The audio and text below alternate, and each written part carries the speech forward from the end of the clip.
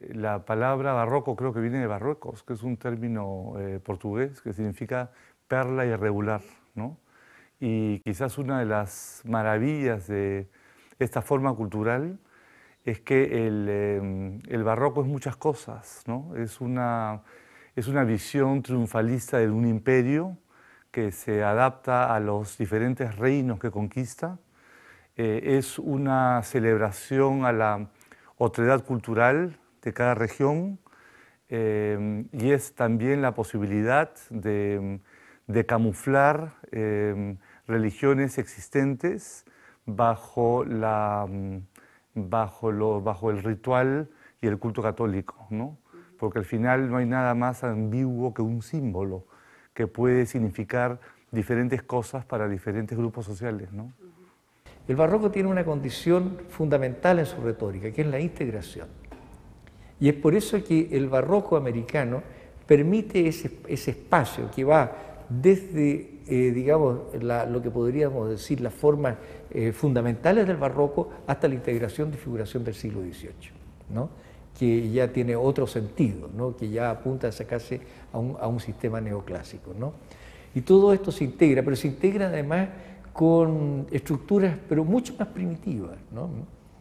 En Chile el barroco es un arte, tiene que ser un arte religioso, un arte evangelizador, por lo tanto es un arte, digamos, que tiene el carácter o sirve para el ejercicio de la catequesis, ¿no?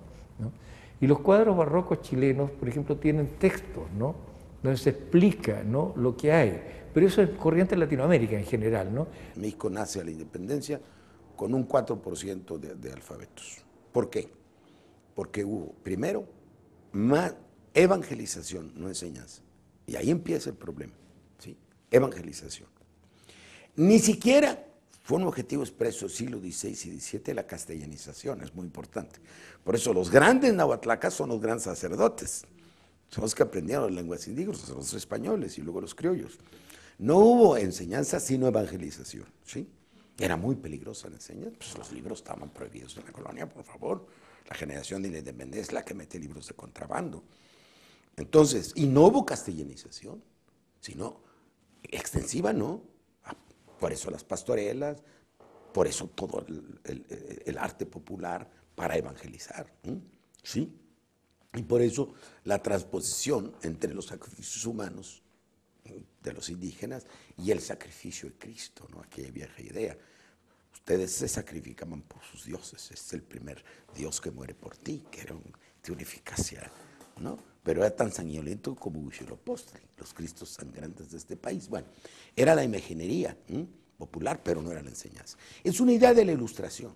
Y desde la colonia misma, a través del barroco precisamente, encontramos esta capacidad artística de incorporar esa diferencia que se pretendía segregar, discriminar, eventualmente incluso eliminar. Y esto hizo factible que particularmente en el siglo XVIII andino se generara una cultura vasta, compleja, insólitamente subversiva, incluso en el acto mismo de afirmar los principios más aparentes de lealtad al sistema, al régimen, a la corona.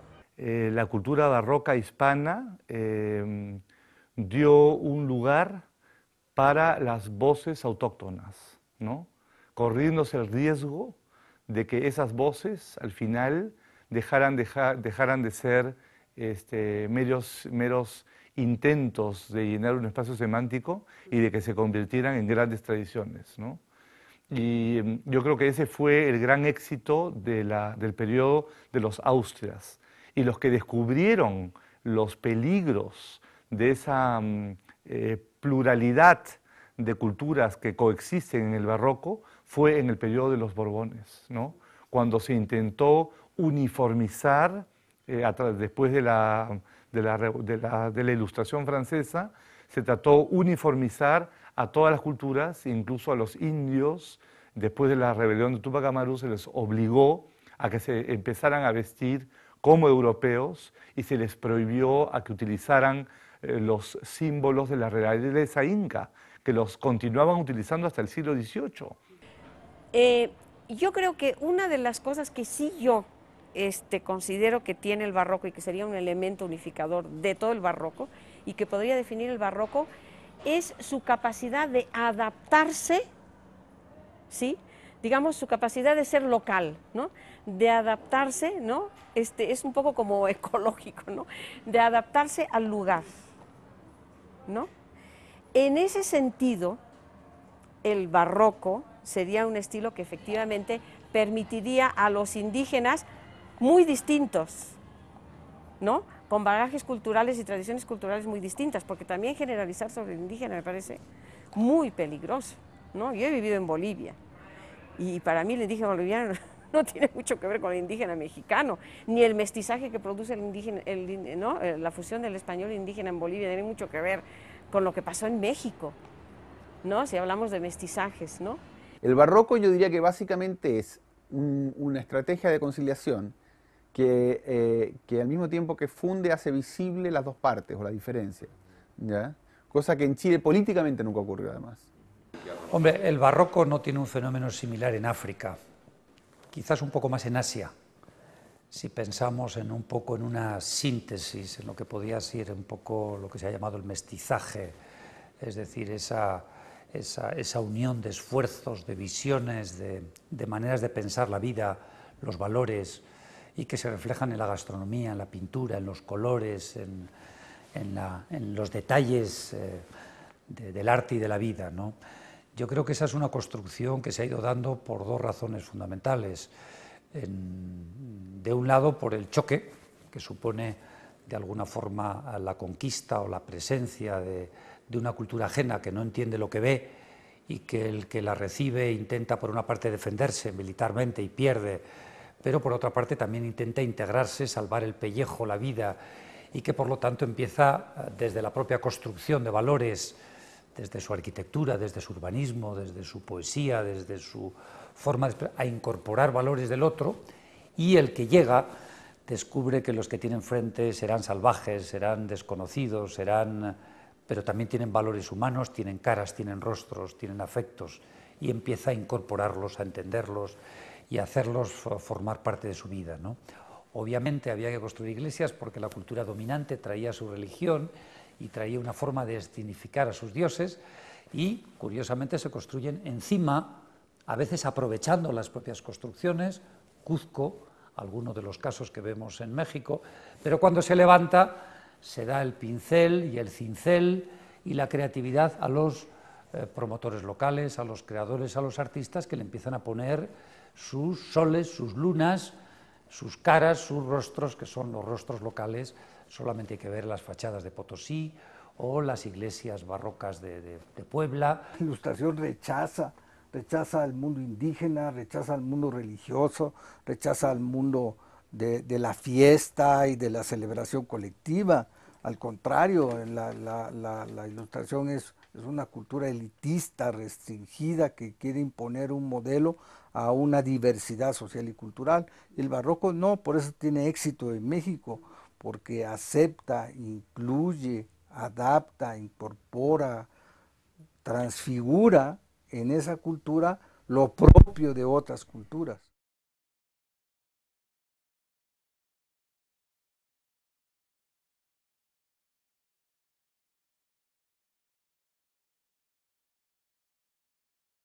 Para las posiciones que hablan de nuestra cultura barroca, el mestizo es nuestro representante más genuino, no el indio.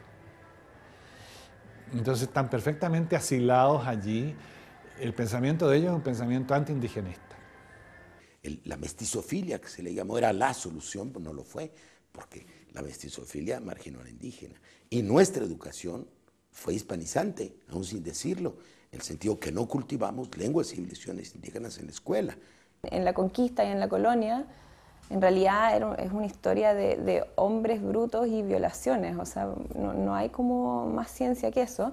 Entonces, en realidad, como reconocer el mestizaje, además en un pueblo donde, o sea, como me refiero al pueblo que tú vas en la calle y no se nota tanto, como por ejemplo en Perú o en Bolivia. O sea, no es una imagen mestiza, entre comillas, la que uno ve en Chile, y además como en Argentina, y tampoco es como en Argentina, donde realmente hay una identidad construida a partir de migraciones, o sea, de distintas colonias, de distintas naciones. Entonces está como todo el peso de los italianos, como que en Chile es una cuestión española, pero súper insípida, donde en realidad no pasó nada y donde evidentemente somos todos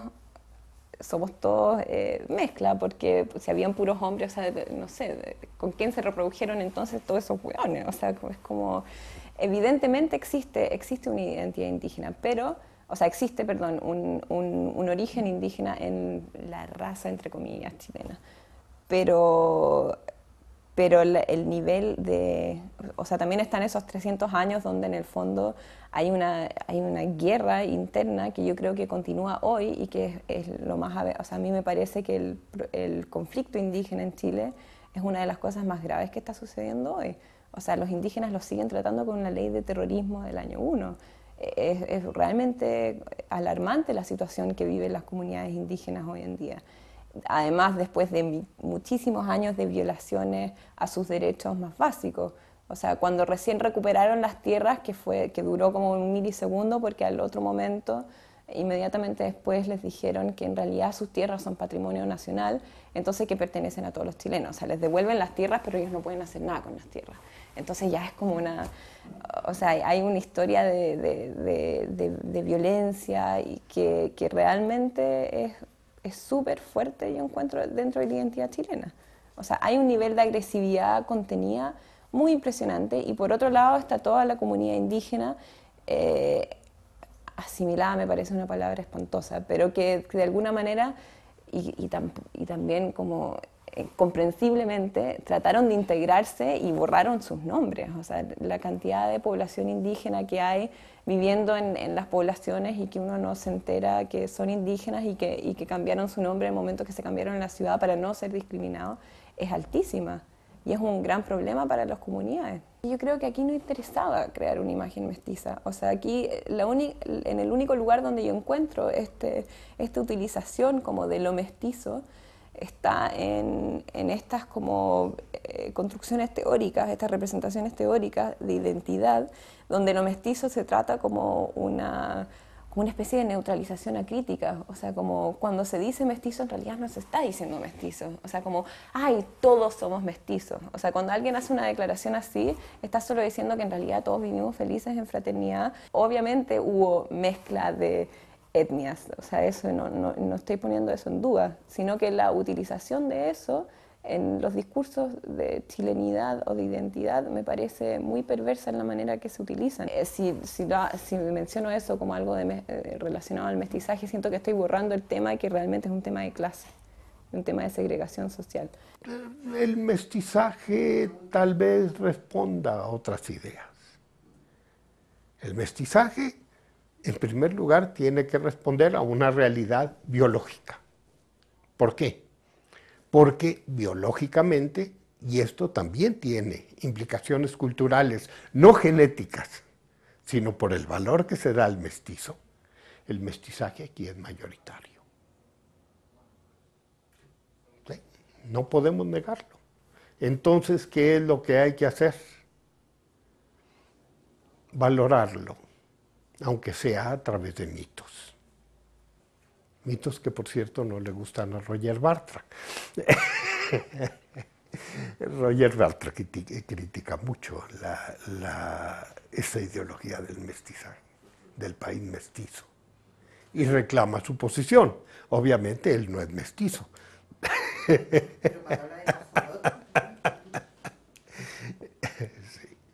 La imagen que a mí me resulta más elocuente de esto es una imagen que provee Roger Bartra, el antropólogo mexicano, en su precioso libro La jaula de la melancolía, que es la figura animalesca del axolote mexicano. Es decir, una especie de salamandra, muy escasa, además ahora se la ve más bien en el Jardín de Plantas de París, un animal, una salamandra, pero que está toda su vida en estado larvario, que no madura nunca, y que él la coloca como metáfora del mestizo mexicano, el pelado mexicano, el migrante que va del campo a la ciudad, que queda atrapado, una especie como de tierra de nadie, entre la nostalgia por la identidad perdida y la no asimilación nunca completa de la nueva identidad urbana, moderna, etc. La gente de origen indígena de distintas partes del Perú se asume mestizo, en la gran mayoría. Inclusive las movilizaciones de indios en Ecuador son contundentes. En Perú son imposibles de pensar. Nuevamente desde mi perspectiva, ¿no? Porque la gente no se asume como indígena, se asume como cholo, se asume como mestizo, máximo.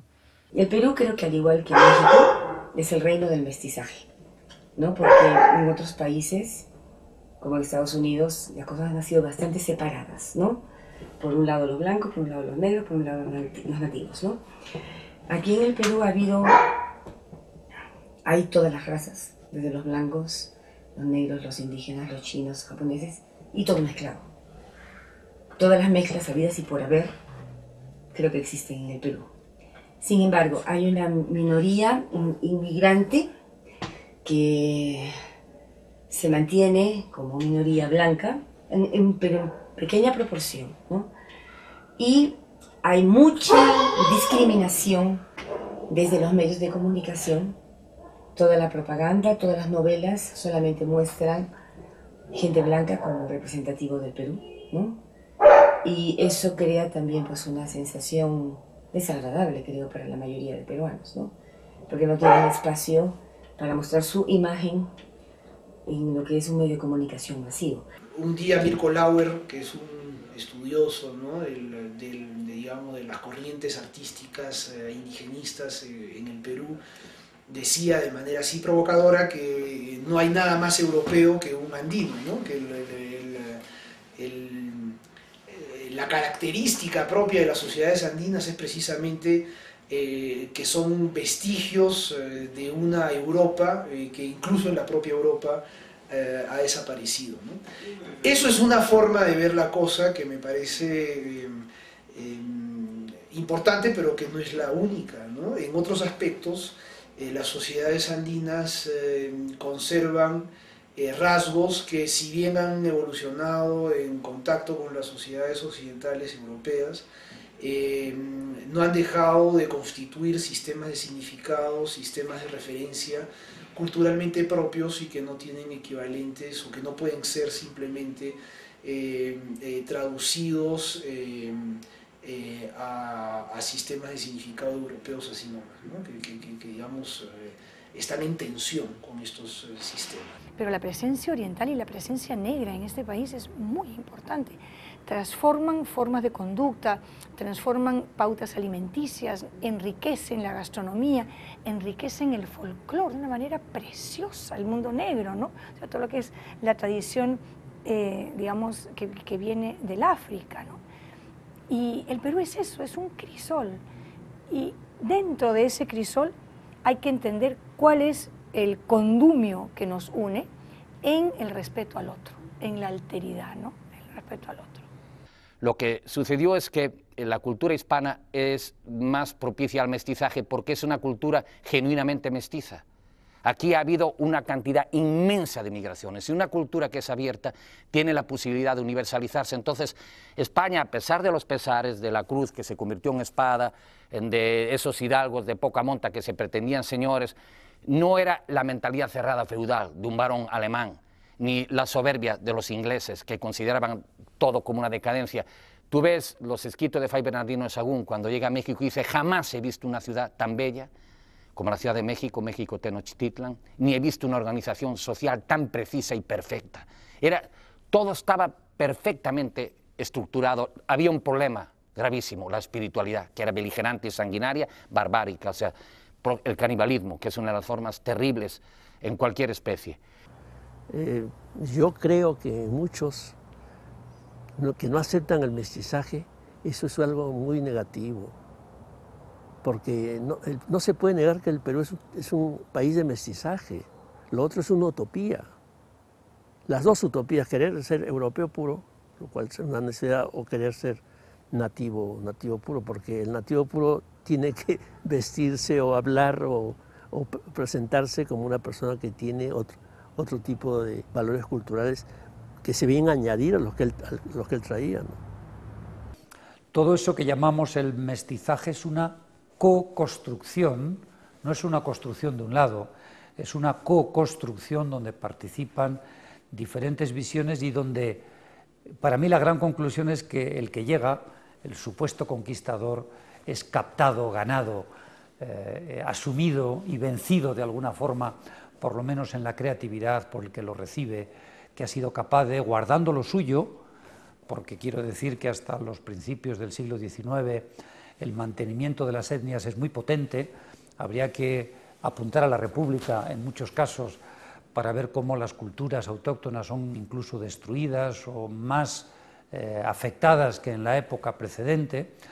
Entonces, bueno, todo ese sustrato es una co-construcción donde en el fondo el que recibe es capaz de captar el espíritu del que llega, colocarle y añadirle el suyo y crear una cultura absolutamente nueva, rica, llena de matices y que al final acaba, tras la independencia, recuperando una cierta autonomía, pero ya no puede desprenderse también del tronco hispano que de alguna forma la ha contagiado, la ha, yo creo, enriquecido y también de alguna forma la ha alterado.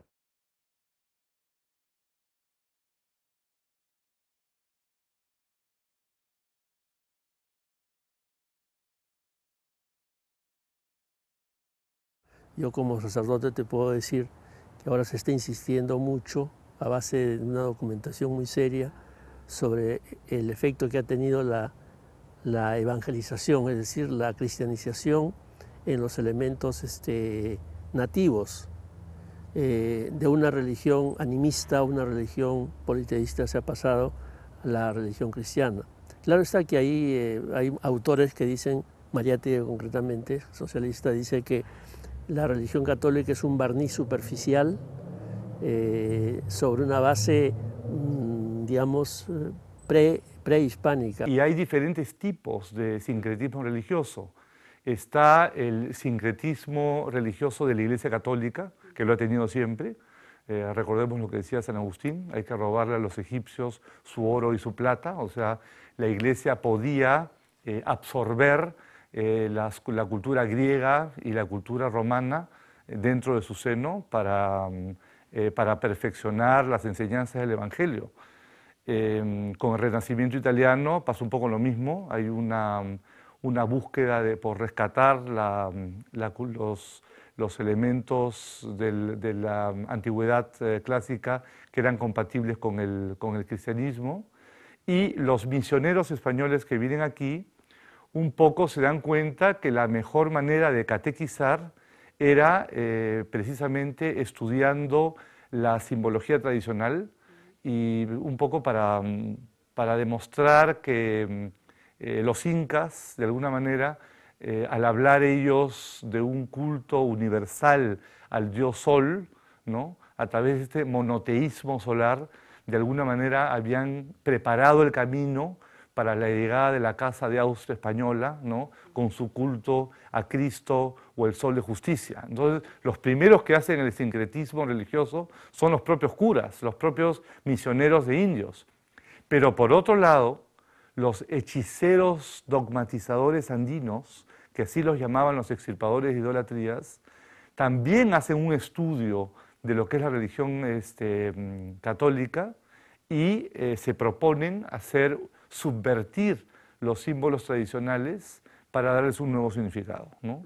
Y el caso más evidente es el culto a Santiago Illapa o Santiago Trueno, ¿no? Santiago Matamoros se convierte en el Perú en Santiago Mataindios, cuando se aparece en el Cusco y bueno, en las batallas decisivas, ¿no?, entre los españoles y el ejército de Manco Inca a mediados del siglo XVI. Y entonces, claro, los indios ven a Santiago en su caballo blanco y este se convierte en el símbolo de la Guerra Santa Española. Sin embargo, a menos de un siglo después, los hechiceros van a decir, bueno, Santiago se apareció como un trueno, con un relámpago en la mano, y ellos tenían dentro de su propio panteón divino al dios trueno, al dios Illapa. Y entonces se apropian de este símbolo hispano y se convierte en el símbolo máximo de la resistencia indígena contra España.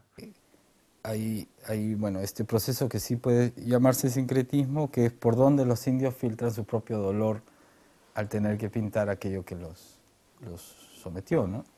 No hay mito andino que no sea radicalmente transgresor a la Iglesia, y sin embargo es el espacio andino el más creyente. Y eso pareciera una contradicción, pero sin embargo, por ejemplo, por decir algo, o sea, yo no voy a pensar que la cultura de las procesiones es una cultura peruana, para nada. Pero sin embargo, el antecesor para nosotros es la sacada en andas del fardo funerario.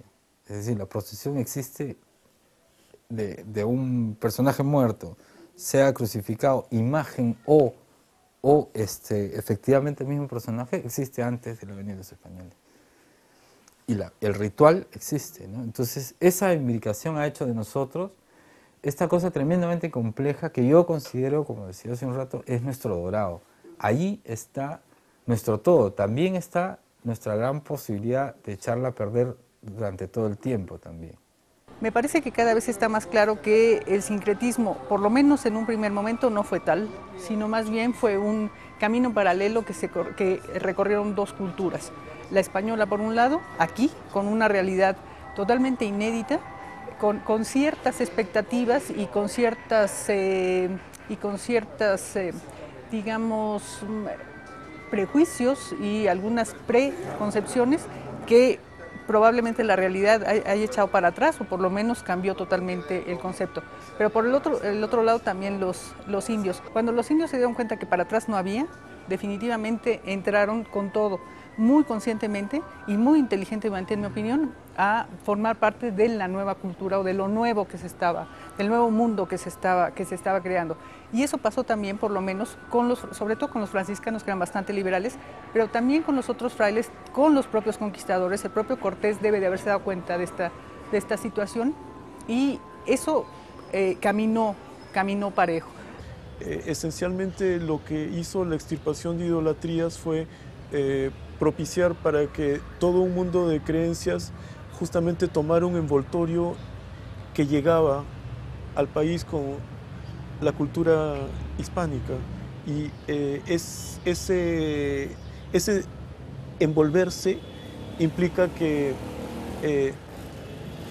algo más. No es un disfraz, es una forma de encontrar eco en elementos foráneos que permiten seguir articulando algo de un universo de creencias propio, previo a la presencia hispánica en el Perú.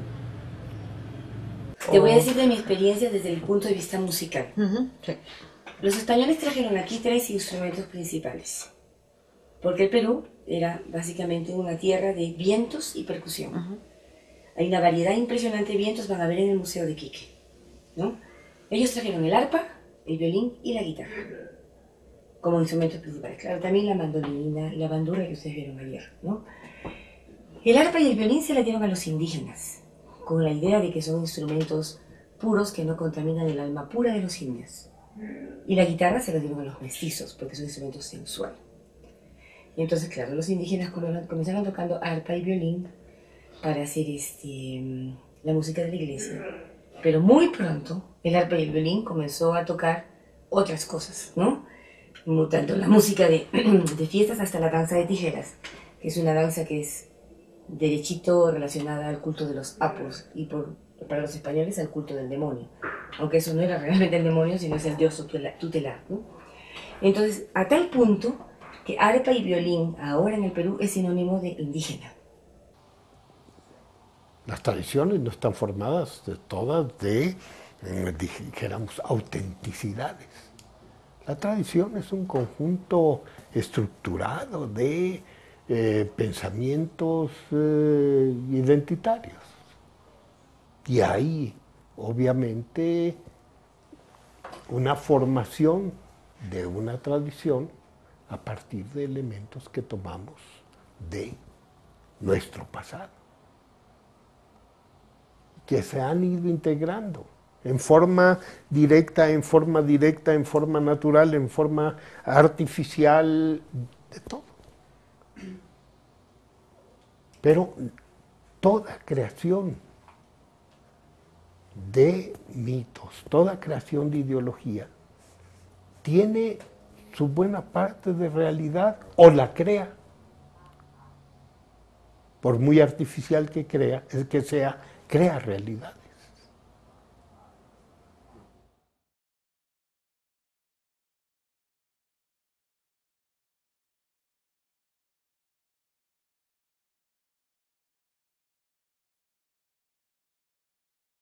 El español aquí se enfrenta con una realidad nueva. La existencia de una gran cantidad de población a la que puede explotar de una manera muy, muy diferente, sin considerarla jamás como propia. Aquí el otro será otro y se robustecerán sus ideas de otredad durante el periodo barroco. Entonces estamos hablando de dos Españas diferentes, muy, muy diferentes, de dos contrarreformas diferentes. Aquí no hay contrarreforma, aquí hay un nuevo mundo en el sentido a que son nuevas para España las formas de dominación y de explotación. Bueno, eso corresponde a los intereses precisamente de los grupos de poder, que tratan de decir, sí, somos muchos, cada quien se representa a su manera, plenamente, y vivimos en armonía en una realidad que es propia.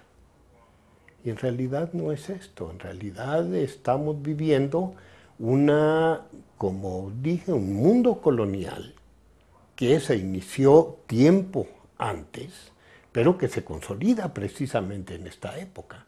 ¿Qué es lo que se consolida en esta época? Las grandes divisiones, se estructura firmemente todo lo que se inició con la conquista. Entonces estamos viviendo vidas separadas. Todo el mundo se escandaliza. ¿Por qué? Ante la pobreza del indígena hay un derroche económico increíble en el indígena. Bueno, él está viviendo una realidad aparte. Él está construyendo así su mundo. ¿A qué trata el mundo actual de reducirlo? A una individualidad que no le es propia o que no le conviene. No tomamos en cuenta de que no es simplemente la adquisición de nuevos valores lo que lleva a la modernidad. ¿Qué es lo que lleva a la modernidad? El manejo de la propia tradición para hacer de la vida propia lo que le dé a uno gana. Y eso es lo que no se toma en cuenta. Se le dice al indígena, esto es lo que tienes que hacer, estos son los valores que debes aceptar, estos son los fines que debes perseguir. Pero nunca se le presenta y se le pregunta, ¿y tú qué piensas de tus fines, de tus proyectos, de tu tradición, de tus intereses actuales? Y es que se ve la tradición como algo firme, fijo, una carga, un lastre. Y no se ve que la tradición es una forma de actuar. Es una realidad presente con la que el hombre se está creando armas para el futuro. El individuo es un animal. ¿Y dónde queda lo político de aquel animal? Y el indígena sí reconoce que es indispensable que conserve ese valor social, ese valor político, esas relaciones, y que se vea no simplemente como un ser biológico, sino como un ser que se vincula al mundo en distintas escalas de relación desde el momento en que nace y que quiere conservar hasta el último momento de su vida. El pensamiento que ha habido con respecto al indio en el Perú ha sido de que el indio no se le ha visto como una persona, literalmente, se le ha visto como una masa que existe, que pesa, a la cual puede ser abusada, Chile se va blanqueando y esto, en términos identitarios, va consolidando en el siglo XIX una manera de mirar, ¿cierto?, los aspectos fenotípicos y de utilizarlos para el ejercicio del poder. Pero cuidado, esto recoge elementos coloniales.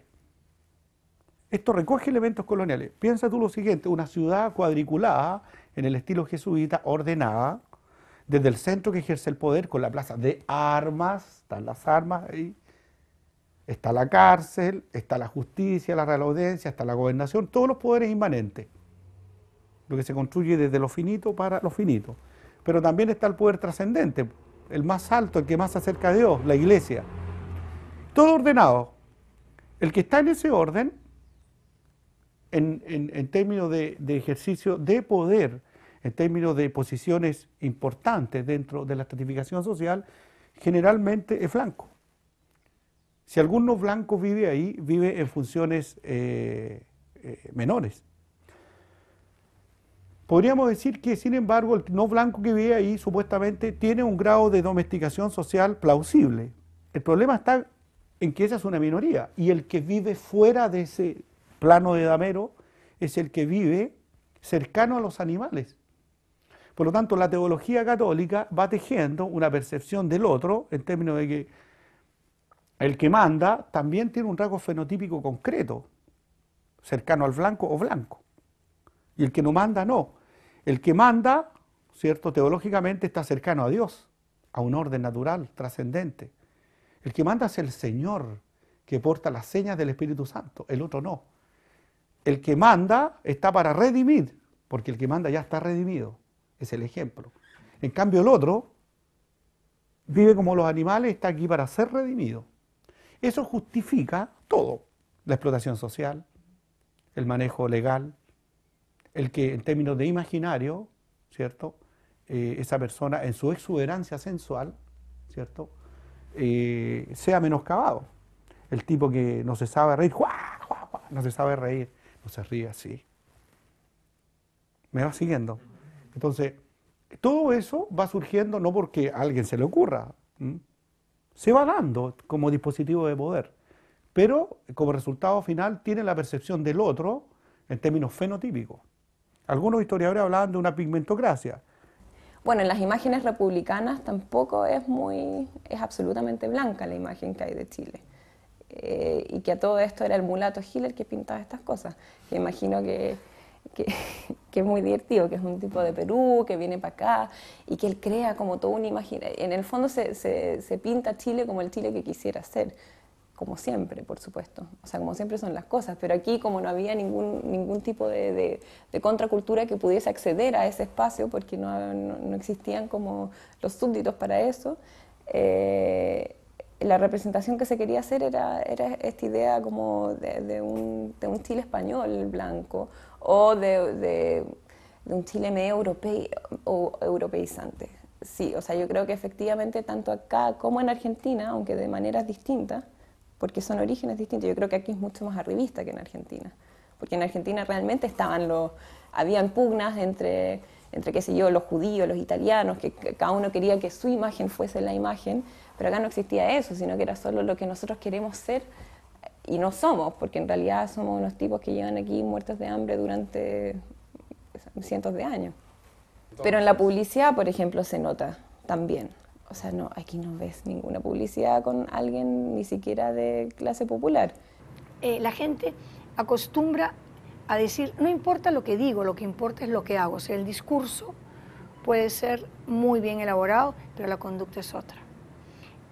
Tenemos mucha dificultad para aceptarnos como nación. Eso también es algo que heredamos de una conducta muy compleja.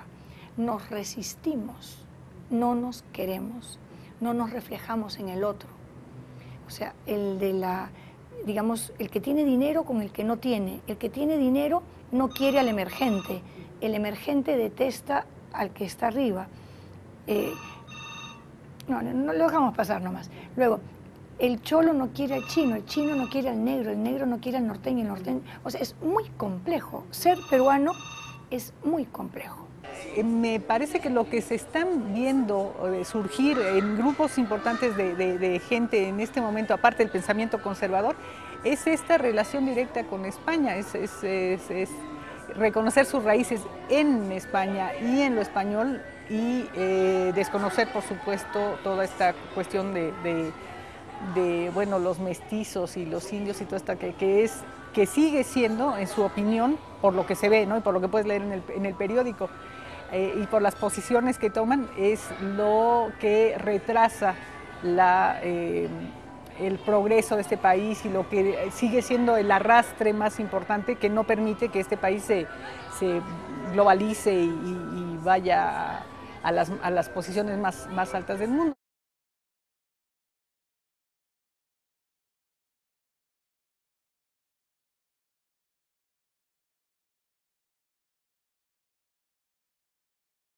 Hay situaciones en las que, por ejemplo, dentro del territorio peruano actual, esos grupos étnicos que no fueron, digamos, sojuzgados y que encuentran voz en la actualidad,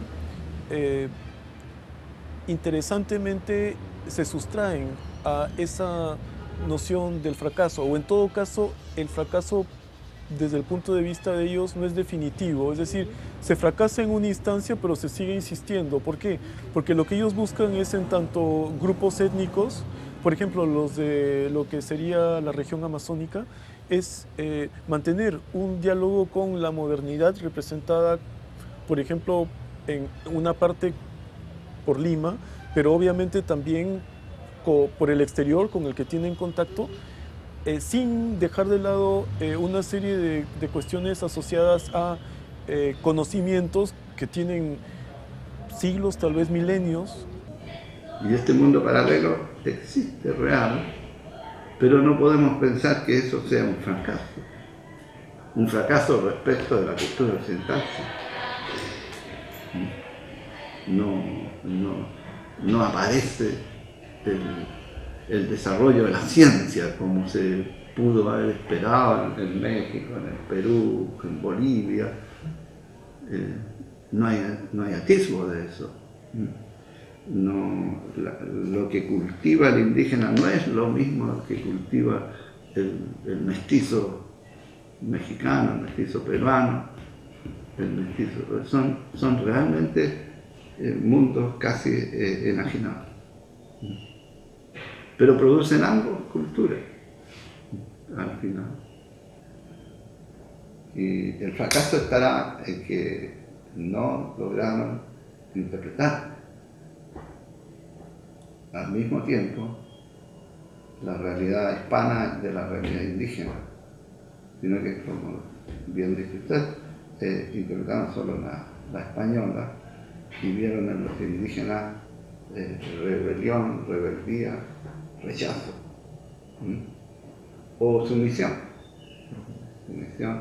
y por lo tanto se estableció el bajo costo del indígena como un resultado de su propia incapacidad de resolver lo occidental.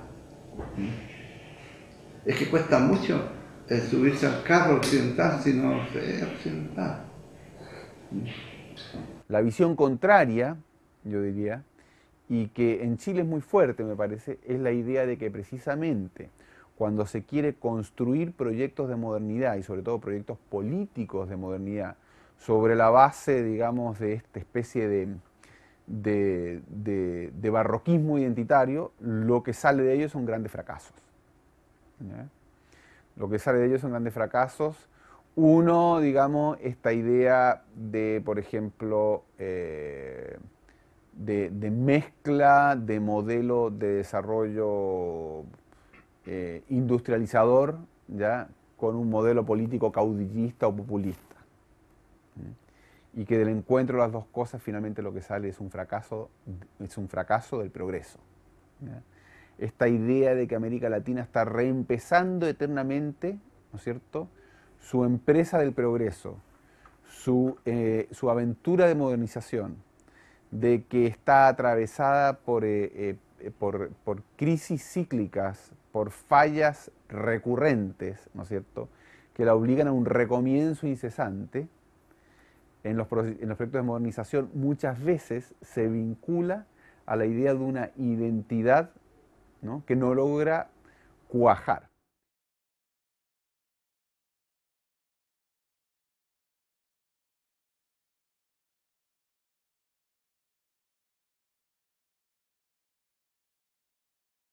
Si entendemos por barroco el sistema político colonial que instauraron los españoles, que dio cierto poder a las comunidades, que les dio representación, que organizó el ceremonial con bastones de mando, etcétera, que garantizó esa relación con el poder central de tipo corporativo, si eso es barroco, eso ha sobrevivido. Ha sobrevivido en la realidad, ¿no?, en la realidad de los cacicazgos en las regiones indígenas, y también en la realidad de las ideas que todavía hoy de manera importante reivindican en México los gobiernos por usos y costumbres basados en la tradición indígena, que en realidad están basados en la tradición colonial española y en la forma en que esta dominación se ejercía sobre los indígenas. Claro, esto ya no se dice porque es incómodo. El caso más clarísimo es el que sucede con los indígenas, con estos mestizos que conscientemente han decidido ser los herederos y digamos, no solo los herederos, sino que tienen la relación directa con los grupos originarios, con las culturas originarias, que tienen una variedad y riqueza cultural impresionante y que el Estado mexicano en sus proyectos culturales solamente utiliza de manera para el apoyo turístico o el folclore o este tipo de eventos que pareciera, dejan claro ante mucha gente, porque los medios de comunicación están también para ello, ¿no?, informan de esto y pareciera que todo está perfecto. El ejemplo más claro en este momento es Oaxaca.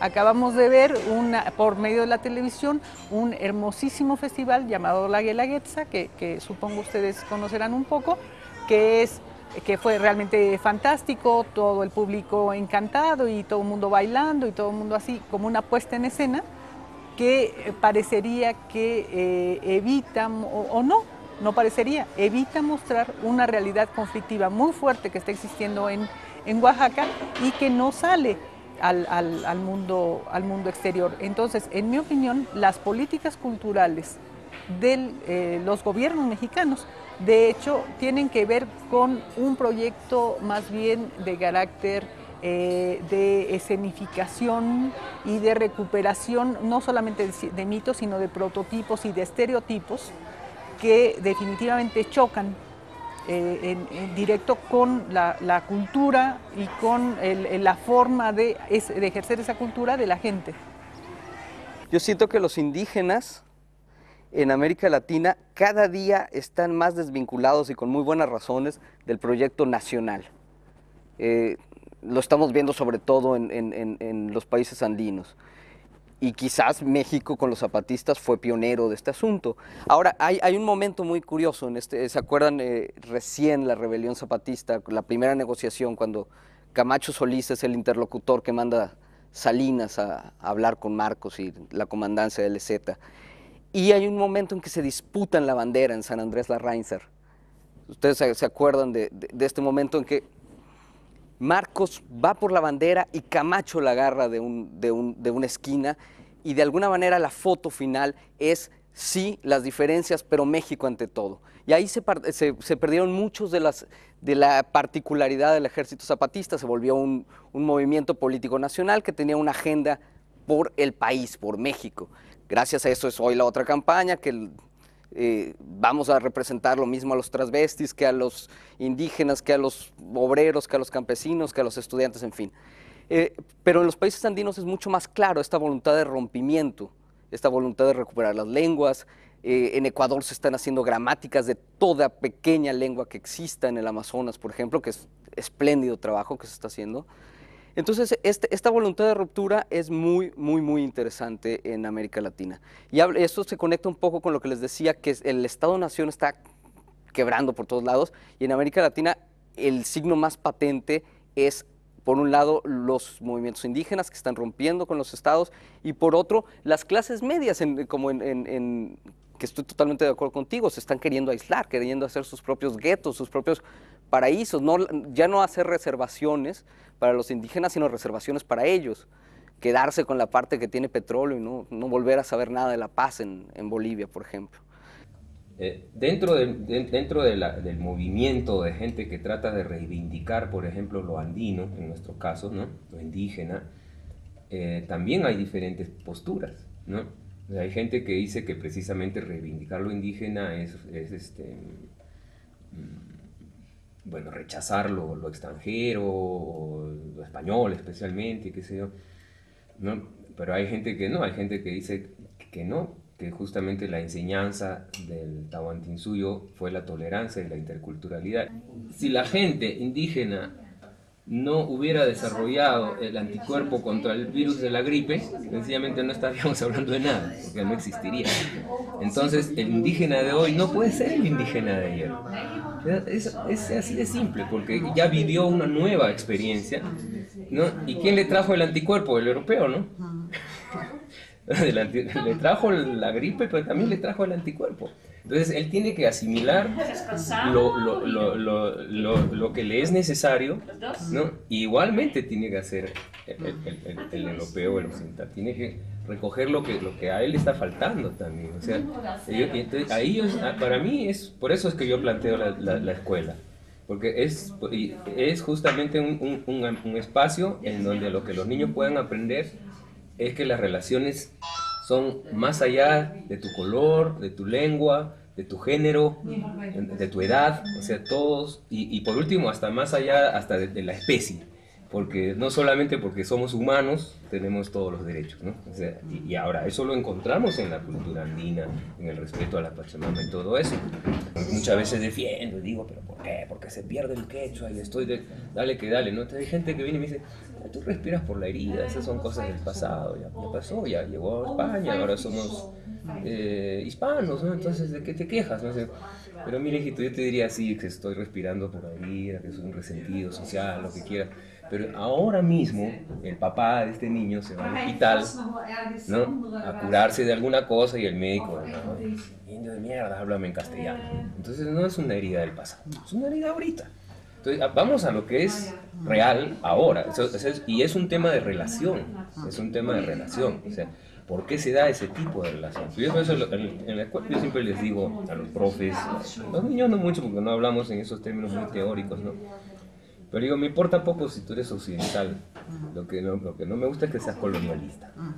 Me importa poco si eres cristiano, no me gusta que seas intolerante, ¿no? O sea, no me faltes el respeto y no me satanices mi hojita de coca. Tornar-los els drets, i això té una dimensió històrica, aquelles coses que ells exhibeixen pobrets dels reis d'Espanya i tot això, i tornar-los el poder i acceptar les formes d'hospitalitat amb ells, tot el tema, perquè la fricció, si tu dius que és el partir del segle XVI, històricament, en cada lloc el que es produeix és el sistema de costumbres, els rituals d'apaciguamiento, la mayordomia, quan ets majordom, això són formes d'estructuració política, quan et trobes que viene el governador. I aquí hi ha sobretot que això es deixi y que excusi. ¿Cuál es la solución a ese problema? Bueno, algunos piensan que la solución a ese problema es reconocer ciertos derechos, pagar, se dice, una deuda histórica, ¿no?, con esos pueblos. Creo que ese es un elemento importante, pero a mi juicio hay un elemento que es fundamental, es decir, cómo se hace eso concretamente. Mi perspectiva, con la cual la mayoría de la gente con la que he conversado sobre el punto no está de acuerdo, es la integración. Creo que no hay otra solución. No hay otra solución. Es decir, no es posible pensar lo indígena como una reserva cultural a nuestra modernización y por lo tanto como la permanente posibilidad de tomar vacaciones antropológicas, ¿no? Cada cierto tiempo ir y tomar vacaciones antropológicas y luego volver acá. No, porque además eso no es así. Entonces la solución es integración, planteada en los hechos. Cosa que difícilmente ocurrirá con los pueblos, digamos, cosa que difícilmente va a ocurrir con sujetos que no sean los jóvenes. Ocurrió hace poco un hecho muy singular, ¿no? Un grupo de loncos, mapuches, ¿no? Enviaron una carta el año 2004 fue, una carta a las Naciones Unidas, ¿no? Quejándose por un convenio que había establecido Bill Gates, ¿no? Con la Universidad de la Frontera en Chile y el gobierno chileno, entiendo que el Ministerio de Educación, para elaborar un programa operativo Windows en lengua mapudungún.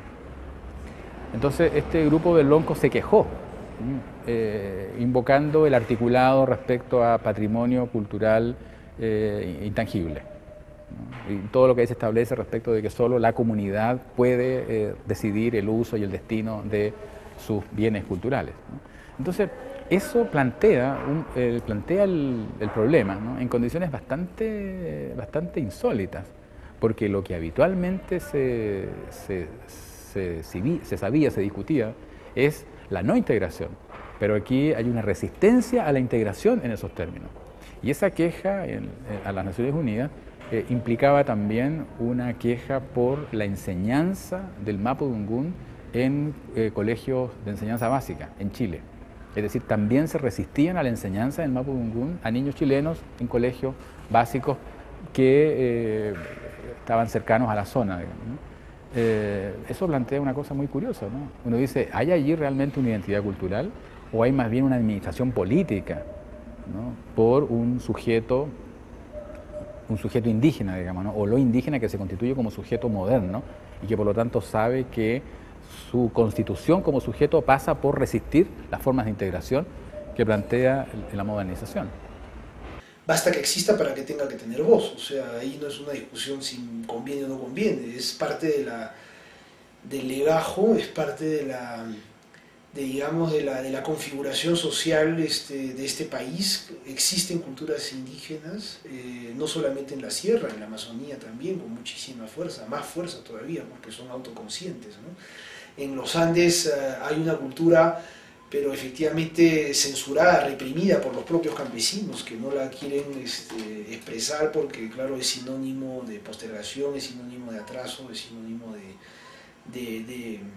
de arcaísmo, y es así como ha sido presentada por la clase dominante a lo largo de los siglos. Entonces hay un proceso muy fuerte de autocensura, de invisibilización propia de lo suyo, una vez que se entra a la palestra, digamos, de la sociedad mayor, ¿no?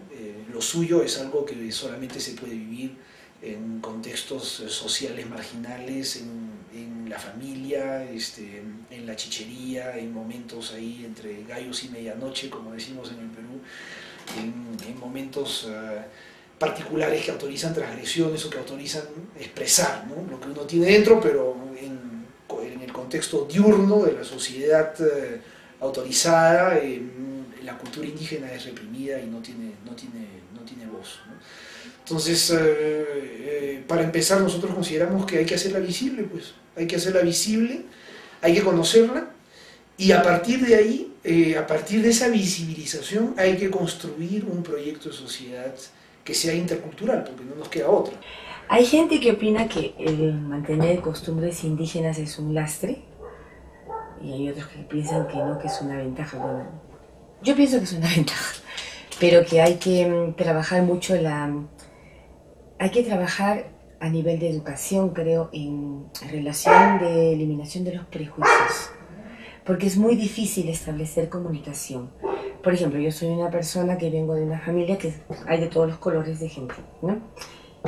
Por juego de la genética, a mí me tocó ser como yo soy, ¿no? Y tengo hermanos que son mucho más morenos que yo y que ellos sí parecen peruanos y yo no, ¿no? Entonces, a mí me ha costado mucho trabajo establecer relación, comunicación con gente de rasgos más indígenas, porque siempre me van a ver como la gringa y hay un estereotipo, hay una pared ahí que no te permite establecer una relación humana. Y para romper esa pared cuesta mucho trabajo, ¿no? Cuesta mucho trabajo de tratar de entrar a hablar el mismo lenguaje y tratar de encontrar puntos de comunicación humanos, ¿no? No es tan fácil, porque si hay racismo de un lado, también hay racismo del otro. El racismo siempre es algo de ida y vuelta. No hemos sabido fortalecer los aspectos positivos de la diversidad. Lo que hemos hecho es probablemente acoplarnos a los aspectos más negativos de esa diversidad, esa cantidad de culturas distintas que hubieran podido hacer una gran riqueza y un gran dinamismo en todos los aspectos del país. Lo que tenemos es una fuerte añoranza al pasado y una mirada al futuro con bastante desesperanza, ¿no? No reprimir, sino productivizar la diferencia. Y esto es decisivo para un país construido sobre la experiencia traumática del desprecio, por lo menos desde la conquista y probablemente mucho antes que eso, donde la necesidad imperiosa de segregar, de diferenciar, de discriminar ha entorpecido procesos culturales que sin embargo siempre se han demostrado superiores a las limitaciones políticas. En el Cusco es una ventaja. En el resto del Perú no lo sé, porque el Cusco vive de su imagen. Entonces, la imagen indígena es muy valorada acá, ¿no? Inclusive hay lo que le llaman los bricheros, o sea, son gente de raza bien indígena que se dedica a conquistar gringas y a vivir de ellas, ¿no? Eso hay. Entonces, también hay bricheras, al revés, ¿no? Entonces, aquí todo lo que suene a indígena o tenga apariencia de indígena, o sea, es muy valorado, porque eso va a vender. En el Cusco es una cosa muy importante. En el resto del Perú,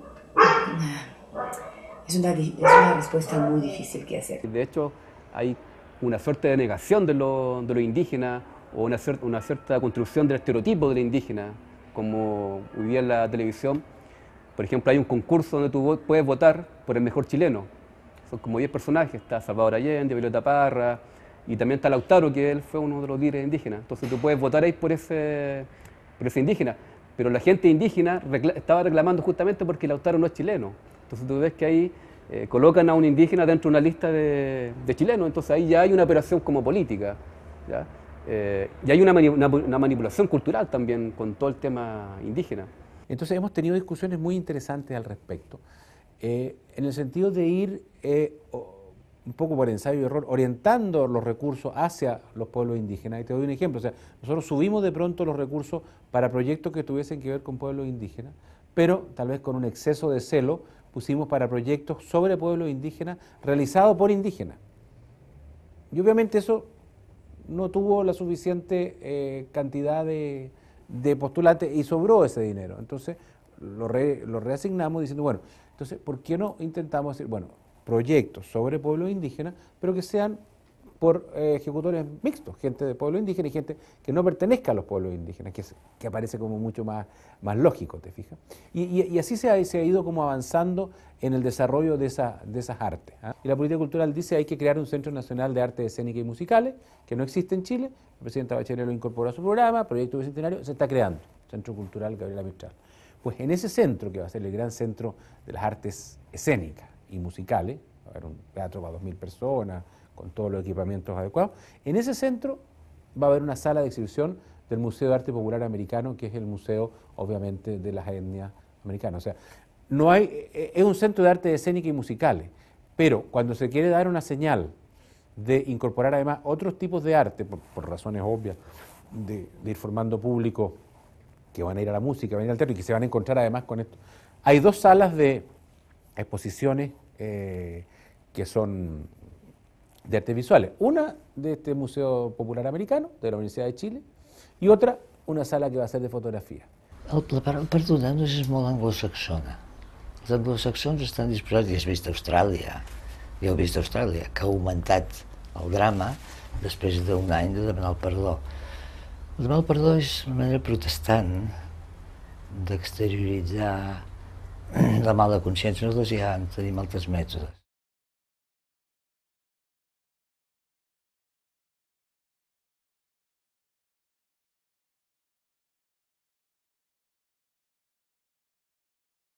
para efectivizar la conquista, el régimen español lo que hizo fue barrer el territorio, ¿no? O sea, hubo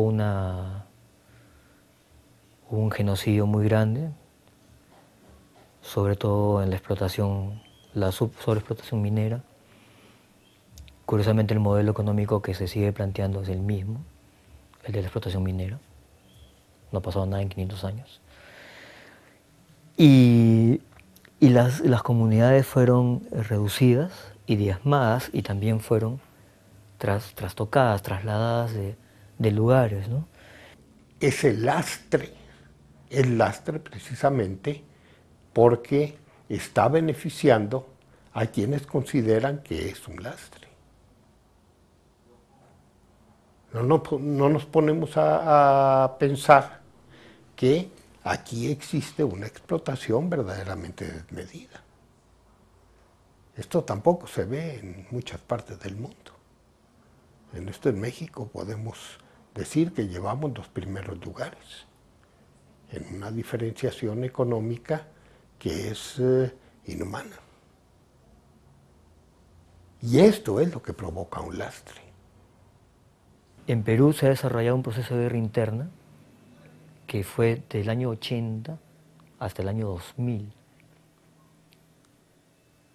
Es probable, aunque no sea oficialmente reconocido, que tengamos alrededor de 70.000 víctimas en muertes.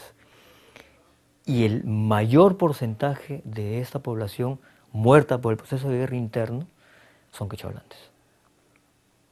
Y son de comunidades de la selva también, que no tenían ninguna relación con el español y que eran arrasados por los grupos beligerantes, o sea, las organizaciones alzadas en armas que trataban de incorporarlos con un discurso político, pero que era en muchos casos abstractos para estas comunidades, y la policía y las Fuerzas Armadas que también iban con un discurso abstracto porque hablaban en otro idioma.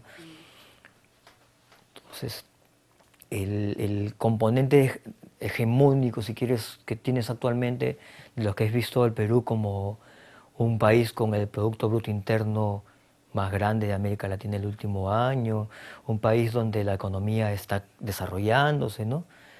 Es sobre los cadáveres de 70.000 personas, que una buena parte de ellas son de origen andino y de la selva, ¿no? Entonces, ¿de qué modelo se está hablando, no? Es absolutamente contrario a la realidad de lo que se está planteando como el modelo a seguir, ¿no? Un hecho importante, así, museolísticamente, sería que hubiera un museo como de Auschwitz, del Museo del Horror que hay en Alemania. Debería acá haber un museo que registre su hecho, pero acá no hay. Hay una casa de tortura que se llama Villa Grimaldi, que es como una especie de museo. Y se han hecho como intentos de establecer esa memoria y que a partir de esa memoria podamos, como de catarse un poco, liberarnos. Pero no se ha concretado.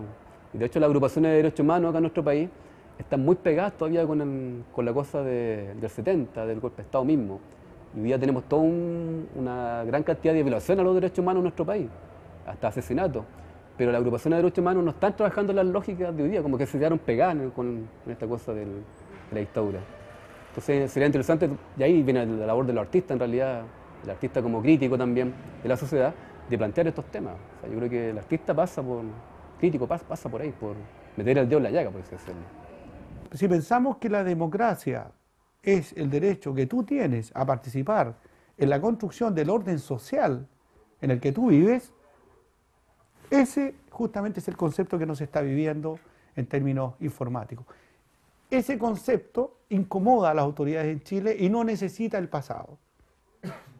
De alguna manera, si el tema nuestro es el barroco, dentro de todo, tiene una carga católica muy importante. Y esa carga católica, tal como se implantó en el siglo XVIII, es elitista. Es el orden desde arriba hacia abajo. Es el orden a los subordinados sin ser consultados. De tal manera que, por un lado, esto reproduce nada más que una situación colonial que en Chile nunca ha variado. En este coloquio que se llamaba Sentidos del Barroco hay una ponencia que realmente me interesó y que es la de Alfredo Jocelyn Holt, que creo que pone las cosas en su lugar. Y lo que confirma Alfredo es que son los efectos nocivos de una práctica historiográfica totalmente conservadora, que es la del uso indiscriminado de la analogía dependiente. Es decir, que así como en artes visuales buscamos a los Picasso chilenos, igual entonces tenemos que buscar si éramos barroco o no éramos barroco, es decir, siempre buscar esa relación analógico subordinada. Y Alfredo dice, bueno, pues, es muy chistoso porque finalmente todos los textos de los tipos que él revisa, que son historiadores, dice, bueno, aquí el problema del barroco es un problema ideológico. Es que estos tíos se inventan el barroco de su conveniencia para justificar una especie de etos autoritario en Chile, de modo de darle a la dictadura de Pinochet un antecedente histórico-ontológico. La Concertación, por asegurar los espacios económicos y en gran medida olvidando sus ideales pre-90, ha tenido que negociar políticamente esta verdadera impunidad sobre que ha generado la información que ellos han generado. Entonces, un poco por el desarrollo materialista de Chile, un poco porque la Concertación no ha generado una política cultural, ¿cierto?, hacia el bien común, y un poco por la individuación, el país se ha olvidado, o sea, ha tomado el régimen militar como un parámetro solamente visible en el desarrollo material, pero no en los otros individuales, no en los elementos que han permeado definitivamente la construcción societal en función del bien común. No nos sorprendamos entonces que los partidos políticos estén menoscabados y que los jóvenes no se inscriban. ¿Para qué inscribirme en un mecanismo de construcción social en el que está adueñado por una élite? Chile aparentemente no necesita la tradición, no necesita su pasado, aparentemente, y lo manipula. Lo manipula.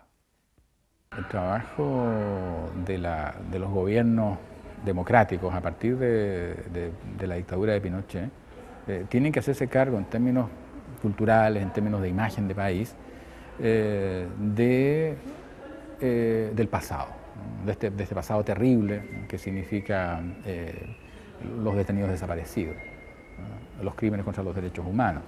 Y entonces se va instalando, ¿no?, una figura hasta el día de hoy, que es la figura de la memoria, que es una cosa muy paradójica, ¿no?, porque la memoria, ¿no?, desde una cierta perspectiva, significa historia, significa preguntarnos la historia de qué ha sido la historia de Chile. Muchos mitos caen con la dictadura de Pinochet. Por ejemplo, el mito de que la historia de Chile no había sido sino la progresiva consolidación de la democracia, de los ideales republicanos, etc.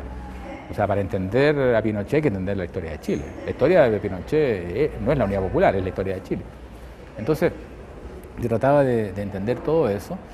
Y lo que ocurre es una crisis de la historia, ¿no? O sea, hoy tenemos mucho pasado, pero no historia, ¿no? Es el pasado el que hoy día está presente, pero no la historia. Y la memoria tiene que ver con eso, ¿no? Entonces, en ese sentido creo que no hay una imagen de lo chileno, de la identidad administrada por el Estado, en función de la cual se hayan puesto a trabajar los artistas. Lo que ocurre es que antes de eso, antes de la dictadura, no existía una escritura muy desarrollada sobre arte, que dé cuenta el tema de la memoria. Y una de las críticas que se ha hecho a la historia del arte chileno es una especie de desmemoria constante.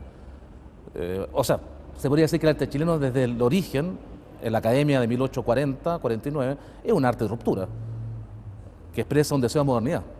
Y por tanto se borra siempre lo anterior y se instala lo nuevo, hasta que ese proceso es cortado con el golpe. Y esa fractura fue una fractura que no solo afectó al arte del golpe, también a la memoria política del país. A lo mejor por eso se explica la necesidad, digamos, de trabajar ese tema, de los desaparecidos, por ejemplo, los exiliados, los cuerpos que faltan. Pero a lo mejor esa reflexión excede el marco de la dictadura y se hace mucho más universal. O sea, nuestra historia es una historia de la desmemoria y de la carencia. Y para muchos no tenemos historia, tenemos historiografía. Documentos que nos han sido interrogados y que comienzan a producirse a mayor escala desde el golpe en adelante. No tenemos nosotros una historia del arte a nivel de la escritura sobre arte.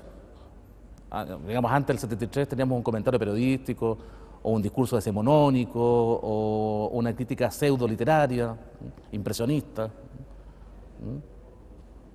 Entonces creo que el tema de la memoria tiene que ver con el tema de la escritura también.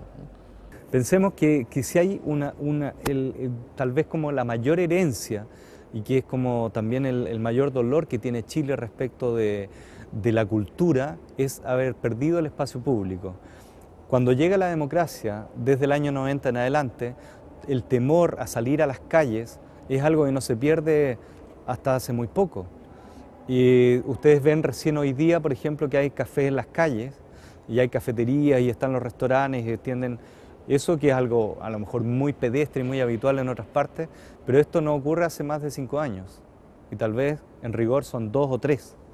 Es decir, el espacio público, hasta en eso se nota que había sido raptado, había sido secuestrado. Entonces recién se está recuperando el espacio público, recién está existiendo confianza por hacer fiestas, por recuperar, hacer juergas que tienen que ver con el lado cultural. Si lo comparamos con ese efecto natural que habría sido como este destape nacional desde los 90 en adelante, eso no ocurrió porque fue todo consensuado.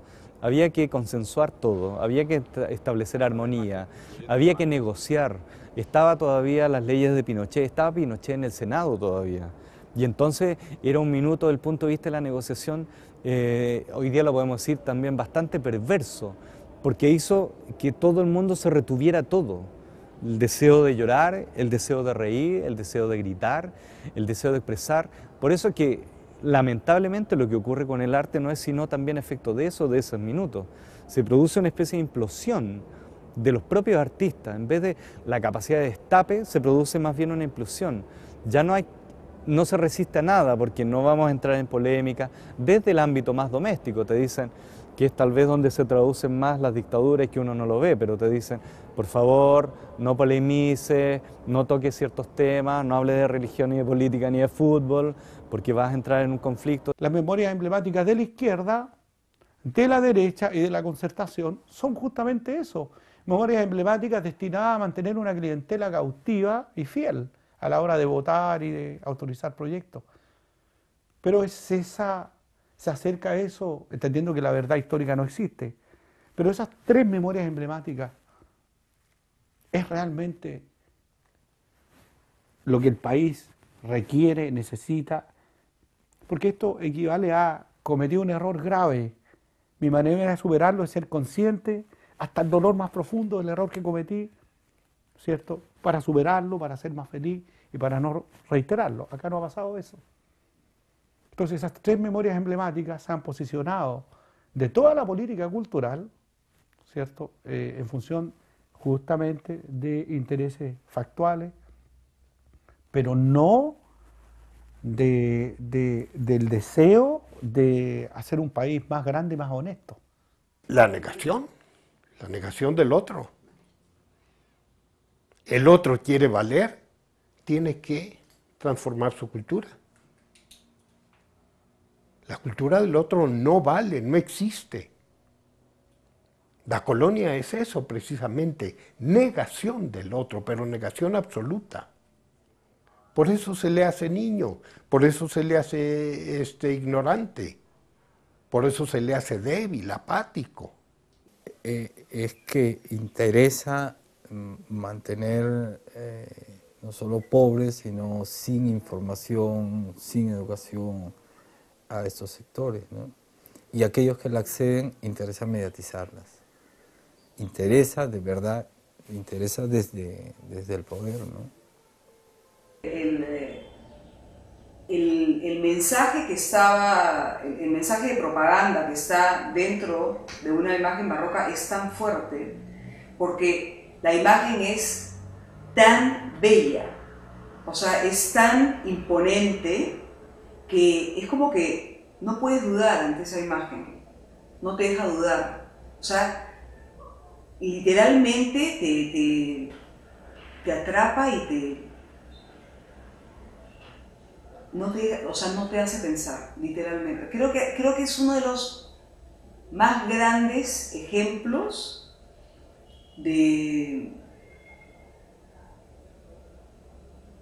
de un literalmente lavado de cerebro, pero súper artístico, súper atractivo. La dictadura perfecta es barroca, es distinto, y este país es barroco. Esa frase yo, bueno, no comulgo ideológicamente hoy con Mario Vargas Llosa,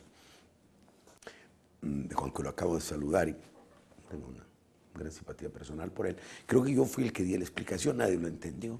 Le dije, Mario está hablando en clave cuando la dictadura perfecta lo está comparando al crimen perfecto, ¿sí? Que todo el mundo sabe que es un crimen, pero que nadie lo puede probar, en donde ni el cadáver aparece. No han entendido que está aludiendo al crimen perfecto, es a lo que alude. No que fuera perfecta en sus métodos de operación, ¿no? Eso es otro problema. Que todo el mundo, que aparecía democracia, pero el muerto estaba ahí, el cadáver estaba ahí, en medio. No es una frase muy afortunada, nada más que nadie le explicó, y mi explicación no sé si muchos la hayan leído. Es una frase muy afortunada, pero no tiene una relación directa con el barroco, aunque quizá el barroco encubra el cadáver, es cierto.